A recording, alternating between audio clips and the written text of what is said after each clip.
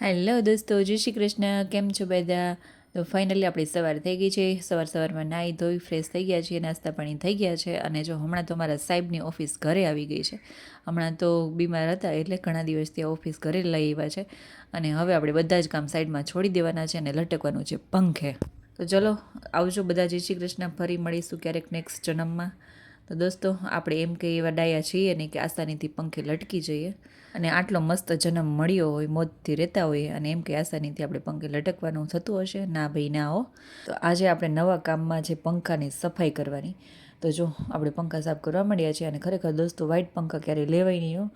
મેં લઈ તો લીધા નવા ઘર બનાવ્યું ત્યારે, પણ એમ થયું કે વ્હાઈટ પંખા ક્યારેય ન લેવાય. અને પછી જો આપણે મસ્ત મજાનો પંખો ચમકાવી દીધો હતો. અને પછી આપણે ઘરના કામકાજ કરી અને નીકળી ગયા છીએ હોસ્પિટલ તરફ. હમણાં તો રોજ મારે હોસ્પિટલના ધક્કા હોય છે, તો સાહેબને લઈ અને હોસ્પિટલે હું નીકળી ગઈ છું. પછી આપણે હોસ્પિટલે પહોંચી, હોસ્પિટલનું કામ પતાવી અને આપણે ઘર તરફ પાછા નીકળી ગયા છીએ. અને દોસ્તો, અત્યારે તો વાત ના પૂછો, એવો તડકો ને ગરમી પડે છે ને કે ના પૂછો વાત.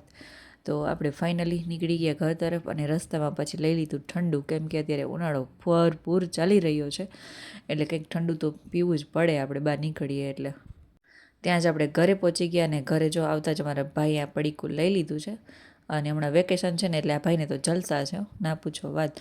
એટલે પડીકામાંથી જો મને ખાવા દેતો નહોતો, તો પણ મેં કીધું ભાઈ ટેસ્ટ તો કરવા દીધું. માંડ ભાઈ ટેસ્ટ કરવા દીધું છે. અને હમણાં તો દોસ્તો મારા ઘરની કંઈક આવી હાલત છે, એક બાજુ કોમ્પ્યુટર લેપટોપ ચાલુ હોય, એક બાજુ ટીવી ચાલુ હોય. અને પછી આપણે સાંજ પડી ગઈ છે અને નીકળી ગયા શાકભાજી લેવા તરફ. તો સાંજ પડે એટલે આ કામ તો મારે કરવાનું જ હોય. અને કંઈક આજે તો નવરાત્રી જેવી ફીલ થતી હતી અમારા અમદાવાદમાં, લાઇટિંગ બાઇટિંગ કંઈક મસ્ત હતું.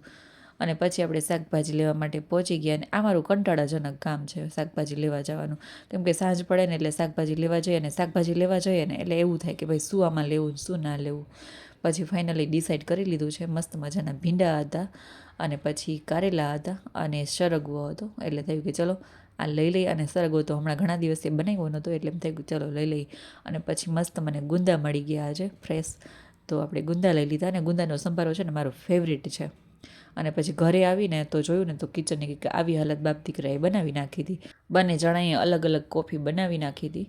અને જો આવી હાલત કિચનની કરી નાખી. અને ત્યારબાદ અમારો પાછો ધૈર્ય છે ને કિચનમાં આવી ગયો છે. અને હમણાં તો ભાઈને કિચનનો શોખ એવો જાગ્યો છે ને કે ના પૂછો વાત.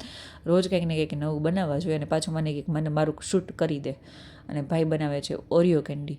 અને હવે કરવાના છે આગળ રસોઈ પાણી. તો ચલો દોસ્તો, આજનો બ્લોગ આપણે અહીં સુધી રાખીશું. સાંજ પડી ગઈ છે, રસોઈ બનાવવાની છે, અને આપણે થાકી ગયા છીએ ફૂલ. તો ફરી મળીશું નેક્સ્ટ વિડીયોમાં, નેક્સ્ટ બ્લોગમાં. ત્યાં સુધી આવજો, જય શ્રી કૃષ્ણ.